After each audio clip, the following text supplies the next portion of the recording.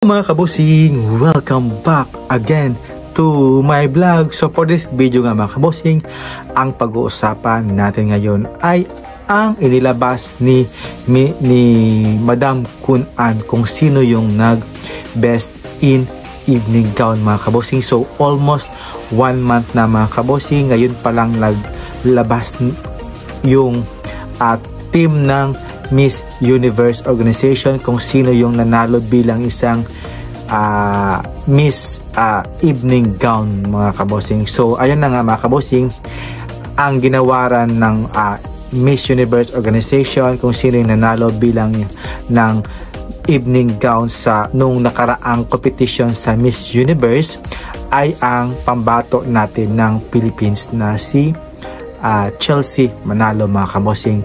Siya yung nakitaan nila ng may mas magandang gown, yung kanyang pang Cinderella gown mga kabosing. So bakit ngayon lang nila inilabas? Sana noon pa talaga nila yan sinabi, yung when it comes sa competition pa mga kabosing. Nung last 3 weeks or 1 week ago ay ang national costume nga mga kabosing, siya yung nanalo. At syempre yung 2 weeks ago siya yung kinurunahan bilang isang Miss Universe Asia mga kabosing. So napaka hindi talaga professional mga kabosing, at napaka hindi talaga nakitaan mo talaga na nilalaro lang tayo ng organization ng Miss Universe mga kabosing. Kitang kita naman talaga na kung gaano talaga ka para mapag-usapan lang yung kanyang pageant mga kabosing ng Miss Universe. So ngayon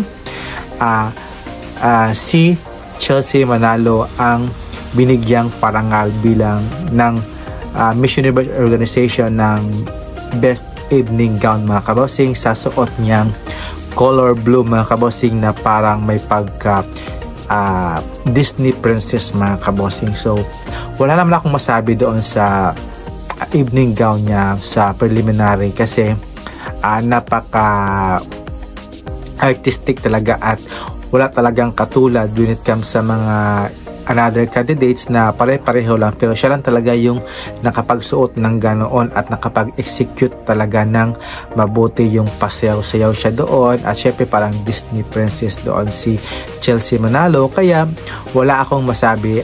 Kung yung yung kinakon ko lang is bakit ngayon lang sila naglabas ng evening winners mga kabosing kat si Chelsea Manalo ng Pilipinas. So dapat sa coronation talaga nila i-announce yun, pati yung national costume. Sobrang late talaga mga kabosing. At syempre yung pa Asia, Miss Universe Asia mga kabosing, late din talaga sila nag-announce after the coronation night mga kabosing. Kaya napaka something fishy talaga sa loob ng organization mga kabosing. Yung mga organization ng Miss Universe like si Raul, si Kun An mga kabosing, bakit ganon? Ano ba yung pagpili nila ng evening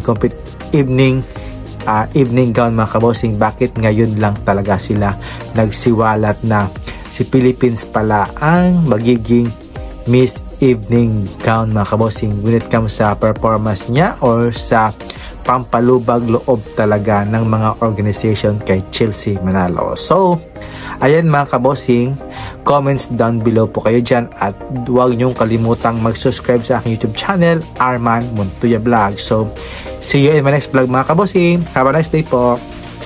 God bless. Bye bye.